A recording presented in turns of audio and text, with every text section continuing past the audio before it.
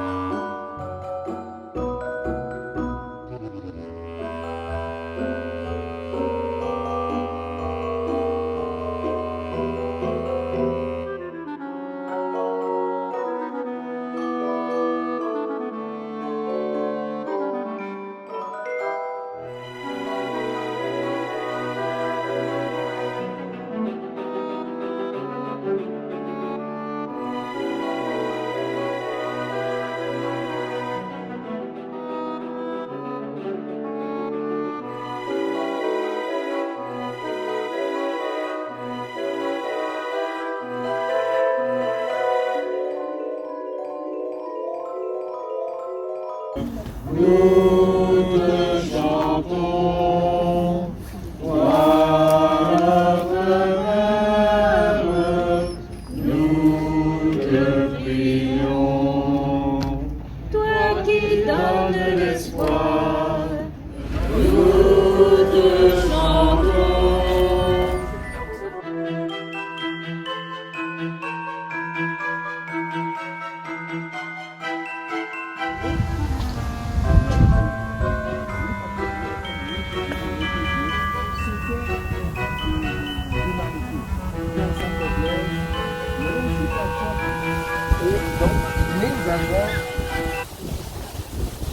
Nous avons le plaisir d'aller vers elle et de lui demander tout ce que nous pouvons pour nous-mêmes, pour notre humanité et pour notre Église. Donc ce pèlerinage nous donne la grâce et le courage d'aller vers Marie pour faire d'elle notre compagne de route, notre compagnon de route, et dans nos difficultés, dans nos moments de joie, comme dans nos moments de paix.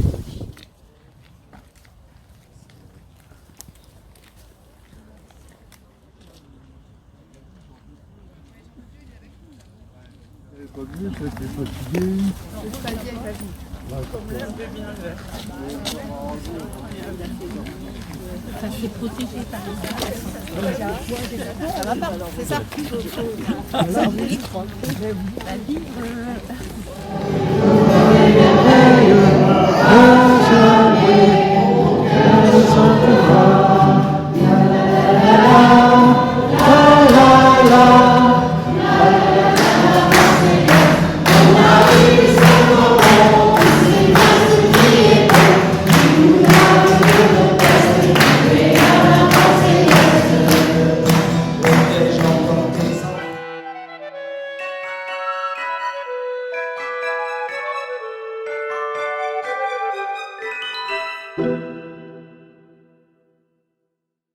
Notre neuvaine, bienvenue à ceux qui peut-être nous rejoignent pour la première fois. Ceux qui ont marché cet après-midi ont le droit de dormir un peu, je n'en prendrai pas ombrage. Hier soir, je terminais par une question que je voulais pleine d'espérance, mais qui est un peu saugrenue, j'avais prévenu. Serons-nous prêts à témoigner de notre foi en Jésus-Christ, ressuscité, quand nos contemporains éloignés reviendront à la source? Serons-nous prêts? Or, la réponse à cette question suppose que nous prenions part à la course d'endurance décrite par la lettre aux Hébreux et dont nous nous sommes dit hier qu'elle était la course dont parle saint Paul quand il nous invite à courir pour une couronne impérissable. Par nos vies, nous courons une épreuve d'endurance. C'est le résumé d'hier.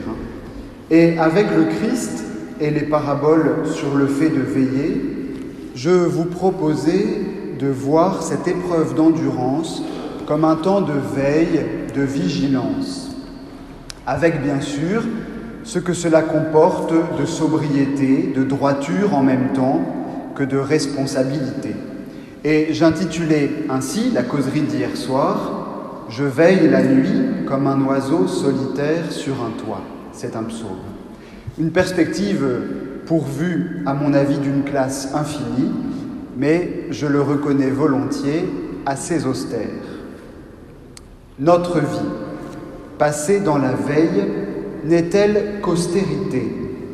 Saint Paul ne parle-t-il pas de la discipline sévère que s'imposent les athlètes pour obtenir une couronne périssable ? N'y a-t-il donc aucune joie dans nos vies ? Interrogez un athlète, un coureur de fond, il vous dira cette discipline et les efforts qu'il a consentis, mais il vous dira aussi qu'il y a un certain plaisir dans l'effort, une certaine jubilation. Nous serait-elle refusée à nous chrétiens ? Une telle pensée est contraire à toute la tradition chrétienne. Si la couronne pour laquelle nous courons n'adviendra qu'à la fin des temps, nous pouvons prendre plaisir à la course, et même plus, nous pouvons déjà bénéficier d'un avant-goût de la victoire. Ainsi, la couronne qui annonce le royaume de Dieu auquel nous aspirons n'est pas encore, mais en même temps déjà là. Et c'est pourquoi Saint Paul estime que dans l'esprit, nous avons déjà les arts de la vie éternelle. Il le dit aux Philippiens au chapitre 1. En lui, vous aussi, après avoir écouté la parole de vérité, l'évangile de votre salut, et après y avoir cru, vous avez reçu la marque de l'Esprit Saint. Et l'Esprit promis par Dieu est une première avance sur notre héritage en vue de la rédemption que nous obtiendrons à la louange de sa gloire. Une première avance sur notre héritage. Nous vivons donc déjà quelque chose de la couronne à venir. Et c'est pourquoi je retiens pour titre de cette dernière prédication ce verset du psaume 102, « Il te couronne d'amour et de tendresse ». En entier, il réclamera ta vie à la tombe et te couronne d'amour et de tendresse. Alors je ne sais pas si je suis très clair après cette trop longue introduction. Nous parlons ce soir de ce que la couronne est déjà en quelque sorte sur notre tête. Je dirais 4 choses. Première chose, recevoir au centuple. Deuxième chose, heureux maintenant. Troisième chose, les fruits de l'esprit. Et enfin, 4e point, étendre la couronne. D'abord, recevoir au centuple. Que nous recevions déjà quelque chose de la gloire promise à la fin des temps, Jésus nous le dit dans un passage un peu mystérieux, dans l'Évangile selon saint Marc, au chapitre 10. Pierre se mit à dire à Jésus : « Voici que nous avons tout quitté pour te suivre. » Jésus déclara : « Amen, je vous le dis, nul n'aura quitté à cause de moi et de l'Évangile une maison, des frères, des sœurs, une mère, un père, des enfants ou une terre, sans qu'il reçoive en ce temps déjà le centuple, maison, frères, sœurs, mères, enfants et terre, avec des persécutions, et dans le monde à venir, la vie éternelle. Beaucoup de premiers, poursuit Jésus, seront derniers, et les derniers seront les premiers. Passage un peu mystérieux, disais-je, parce que nous pouvons nous demander ce que signifie recevoir une maison au centuple. Est-ce à dire que nous en recevrions 100 ? J'en doute fort. Sûrement, il faut l'entendre dans un sens plus spirituel, quitter sa maison pour le Christ et sans commune mesure avec la joie de le suivre. recevoir au centuple est une manière de dire que la mesure de Dieu est sans mesure.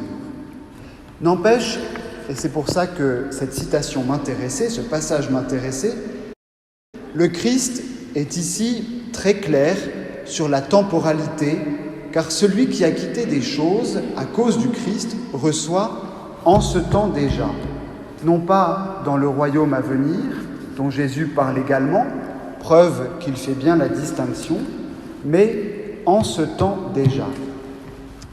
C'est pourquoi nous pouvons être affermis dans la certitude que nous recevons en cette vie déjà la joie d'être au Christ.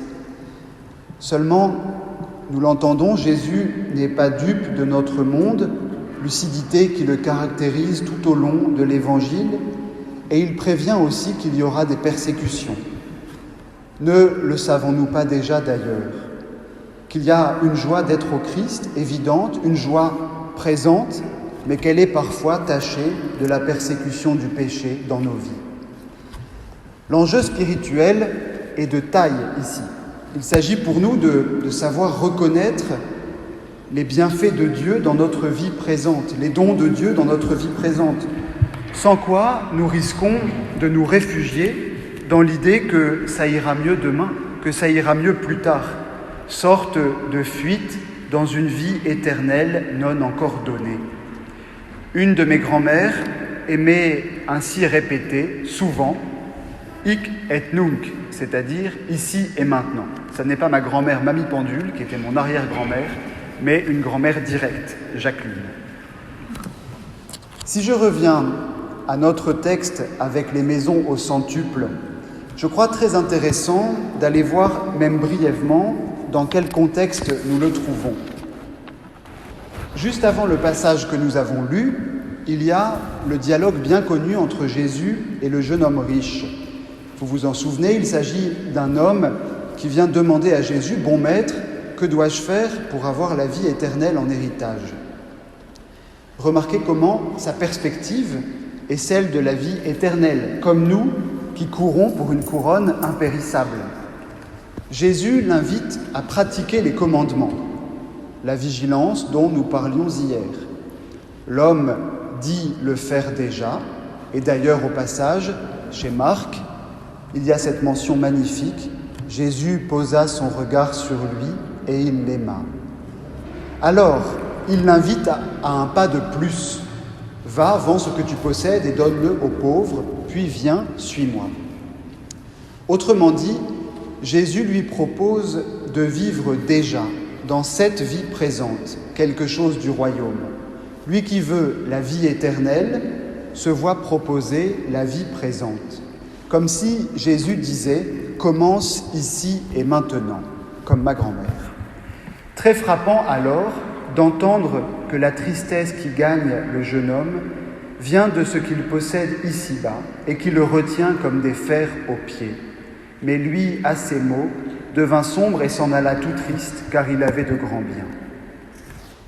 Juste après le texte au centuple, donc nous avons parlé de ce qu'il y avait avant, juste après, un passage un peu moins connu. Jacques et Jean viennent demander à Jésus de siéger l'un à sa droite et l'autre à sa gauche, dans ta gloire, précise-t-il. Perspective. Et Jésus, là encore, de les renvoyer à la vie présente. Il leur faudra boire à la coupe que Jésus boira. Comprenons ici, vraisemblablement, accepter la persécution. Il est donc très manifeste, très impressionnant, que dans tout ce chapitre, à chaque fois qu'on lui demande quelque chose pour la vie éternelle, Jésus invite à vivre aujourd'hui quelque chose du royaume à venir.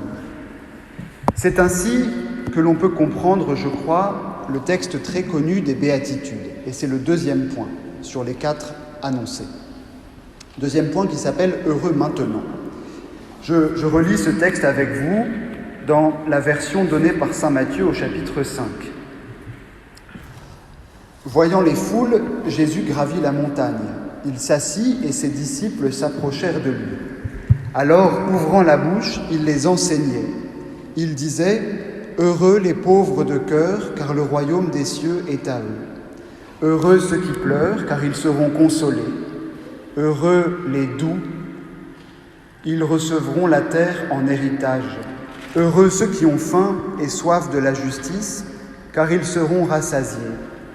Heureux les miséricordieux, car ils obtiendront miséricorde.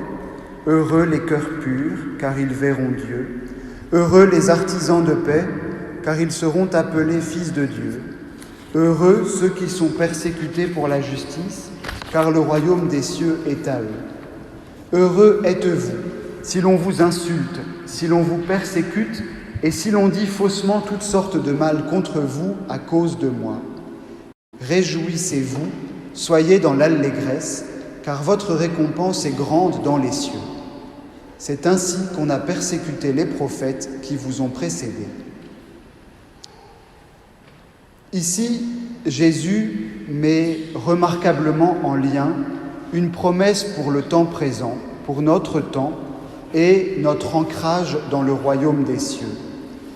La récurrence de la mention « heureux » insiste sur le fait que c'est en cette vie, ici et maintenant, que nous pouvons accéder au bonheur. Ce bonheur est alors lié à la promesse du royaume à venir.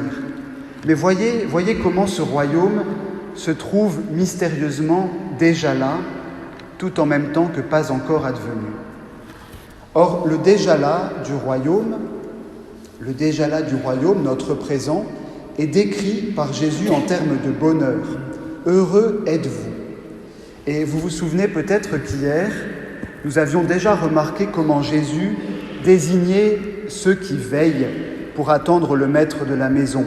Heureux ces serviteurs que le maître trouvera en train d'attendre. Tant et si bien que Jésus termine par ces mots « Réjouissez-vous, soyez dans l'allégresse ».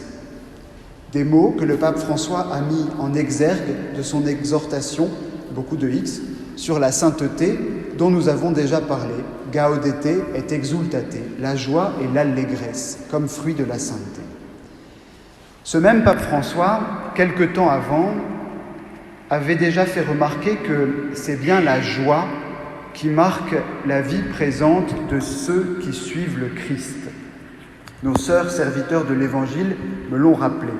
Ainsi, le pape écrit-il au numéro 1 de l'encyclique « La joie de l'Évangile ». Je cite « La joie de l'Évangile remplit le cœur et toute la vie de ceux qui rencontrent Jésus. Ceux qui se laissent sauver par lui sont libérés du péché, de la tristesse, du vide intérieur, de l'isolement. Avec Jésus-Christ, la joie naît et renaît toujours. »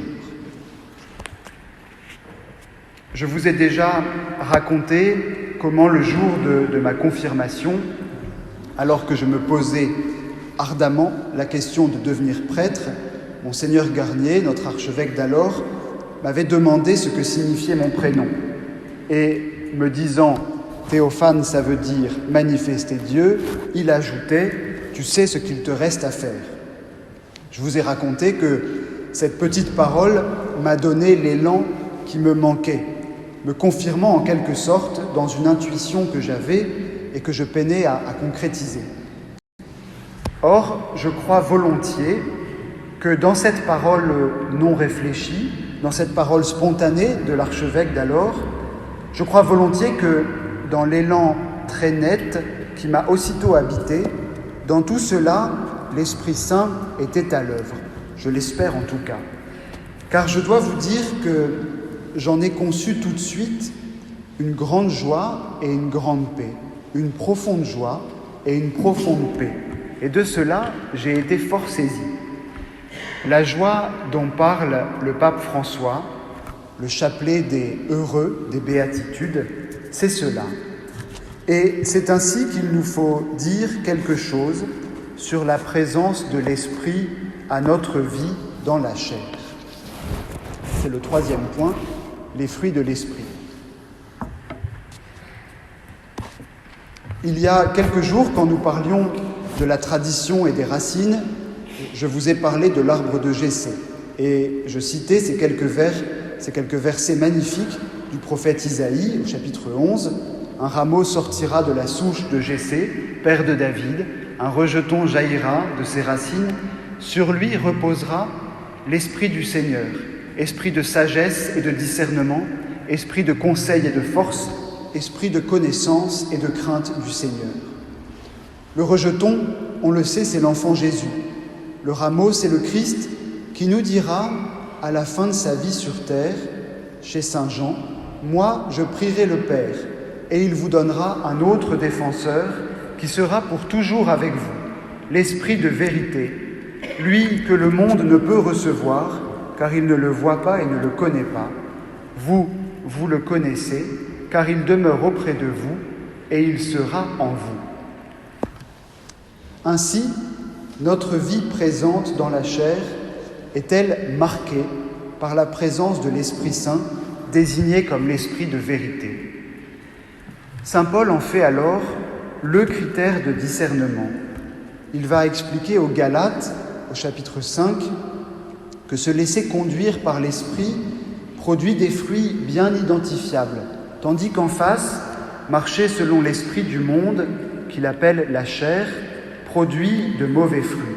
Il écrit « Mais si vous vous laissez conduire par l'Esprit, vous n'êtes pas soumis à la loi. » Et après avoir fait la liste de toutes les débauches, que je nous épargne avec peu de courage, il décrit le fruit de l'Esprit. « Voici le fruit de l'Esprit, écrit-il. Amour, joie, paix, patience, bonté, bienveillance, fidélité, douceur et maîtrise de soi.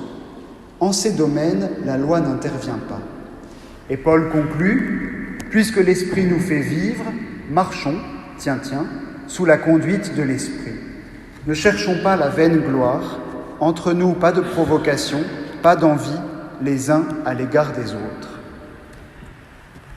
Voilà donc, frères et sœurs, la dimension présente de la couronne que nous cherchons, tels des joyaux dont l'éclat nous illumine déjà. Amour, joie, paix, patience, bonté, bienveillance, fidélité, douceur et maîtrise de soi.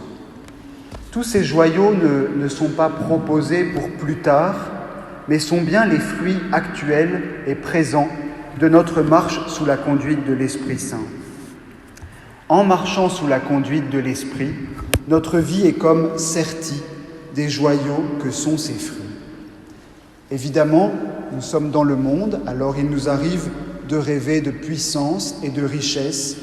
Nous pouvons rêver d'être couronnés de la gloire du monde, adulés aux yeux de tous, mais il ne nous est proposé que la couronne de tendresse et d'amour dont parle le psaume.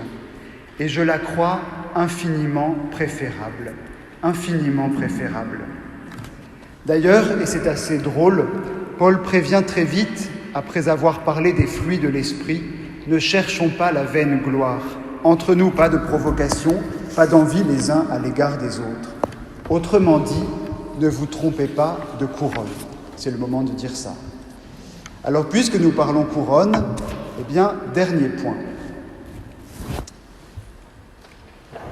Le dernier point s'appelle « étendre la couronne ». Depuis tout à l'heure, nous voyons que si nous courons pour une couronne impérissable, eh bien cette course transforme et embellit notre vie présente. Or, au tout début de nos rencontres, nous nous sommes dit que notre pèlerinage en action de grâce à la Vierge Marie, notre tour du Saint-Cordon, tissait comme une couronne autour de Valenciennes, créé comme une couronne autour de Valenciennes. Est-il possible alors que la joie qui nous habite d'être au Christ, la couronne d'amour et de tendresse qui ceint déjà nos fronts, rejaillisse sur notre ville? Je voudrais lire avec vous un texte que je juge magnifique, que j'aime beaucoup en tout cas, et qui m'habite depuis le début de ma vie d'adulte.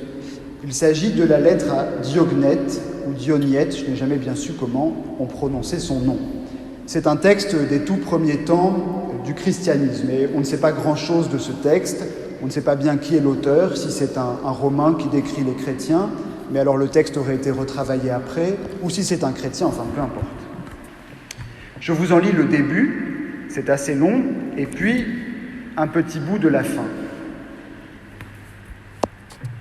Les chrétiens ne se distinguent des autres hommes ni par le pays, ni par le langage, ni par les coutumes, car ils n'habitent pas de ville qui leur soit propre, ils n'emploient pas quelque dialecte extraordinaire, leur genre de vie n'a rien de singulier, leur doctrine n'a pas été découverte par l'imagination ou par les rêveries d'esprits inquiets.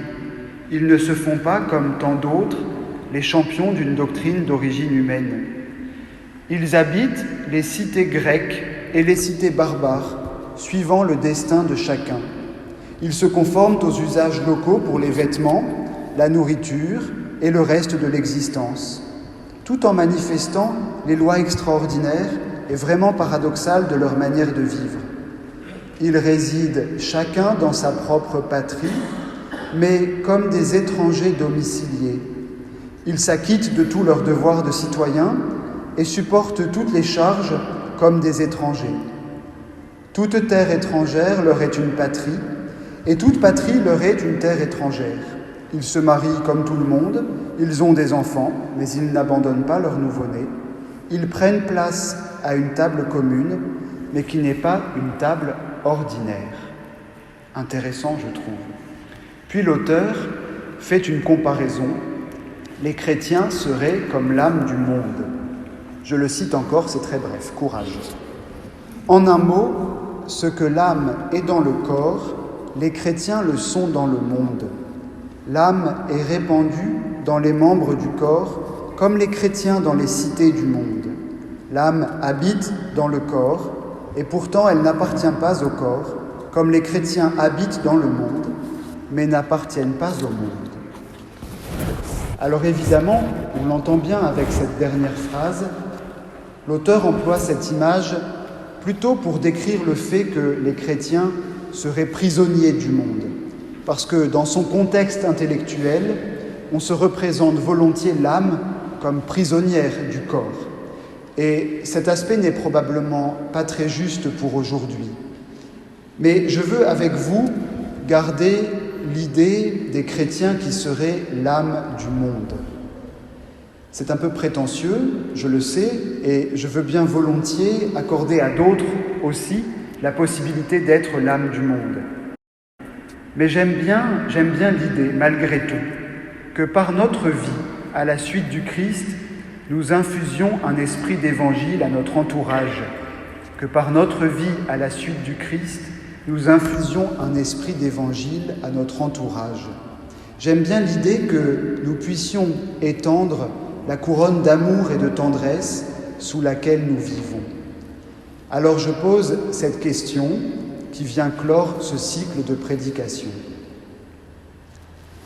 En faisant le tour du Saint-Cordon, guidé par le cordon de la Vierge Marie et sous sa conduite, en nous présentant à la porte des malades et des esseulés, acceptons-nous humblement de couronner Valenciennes et ses habitants de la tendresse et de l'amour dont l'Esprit Saint nous fait vivre. Acceptons-nous, frères et sœurs, humblement, de couronner Valenciennes et ses habitants de la tendresse et de l'amour dont l'Esprit nous fait vivre.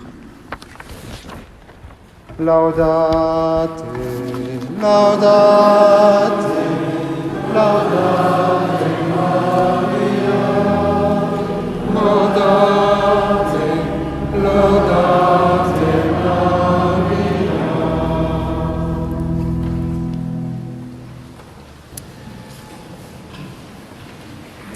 Bien, cher Père et jeune frère Théophane,